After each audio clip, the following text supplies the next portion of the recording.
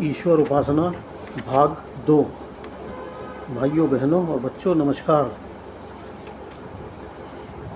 ईश्वर की उपासना करने का दूसरा उद्देश्य है कि ईश्वर की दयालुता का धन्यवाद देने के लिए। यद्यपि हमें इस संसार में पग पग पर कष्ट उठाने पड़ते हैं, परंतु परमात्मा की कृपा से वे कष्ट समाप्त होते जाते हैं। वास्तव में परमात्मा बहुत ही दयालु है। यदि हमारे समक्ष कोई समस्या खड़ी होती है तो हम उसे हटाने के लिए इधर उधर दौड़ते फिरते हैं, अनेक अच्छे बुरे मनुष्यों की चापलूसी करते हैं और अनेक के चरण तक पकड़कर प्रार्थना करते हैं। यह स्थिति तो समस्या के हल होने से पहले की ही होती है। अब यदि कोई व्यक्ति हमारी सहायता करके हमारी समस्या समाप्त कर दे या करवा दे तो हम हाथ जोड़कर उसे अनेक बार धन्यवाद देते हैं और उसके घर जाकर फल फूल मिष्ठान आदि तक देकर आते हैं। परंतु हर समस्या का समाधान तो ईश्वर की कृपा से ही होता है।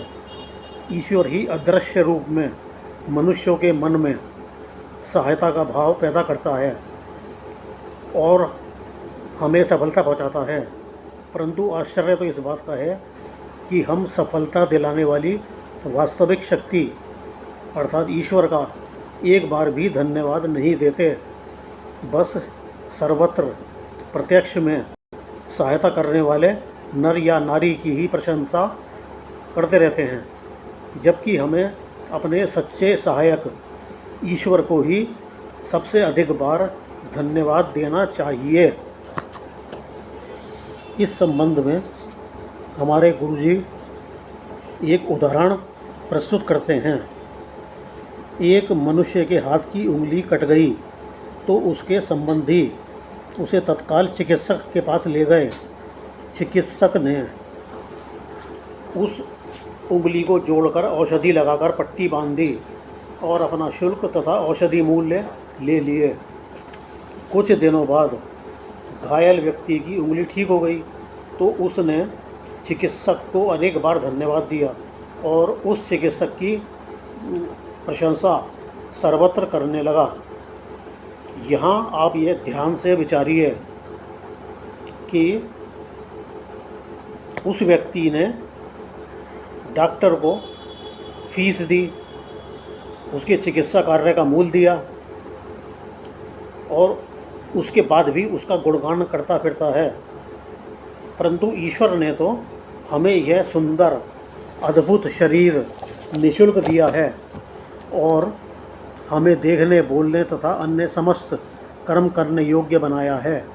हम केवल एक अंग के चिकित्सक का तो उसका मूल्य और धन्यवाद दोनों देते हैं, परंतु संपूर्ण अद्भुत शरीर को बनाने वाले को मूल्य तो हम दे ही नहीं सकते, धन्यवाद तक भी नहीं देते।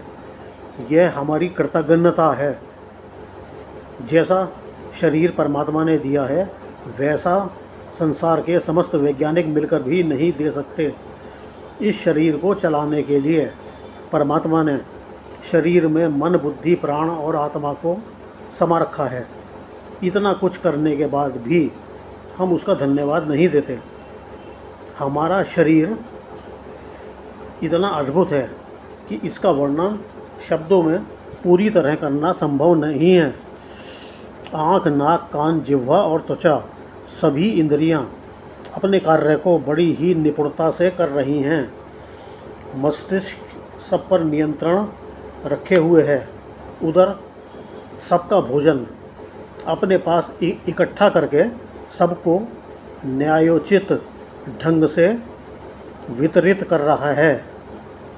हम रात्रि आदि में निश्चिंत होकर सो जाते हैं, परंतु शरीर पूर्ण नियंत्रण तथा सुव्यवस्थित ढंग से अपना कार्य करता रहता है।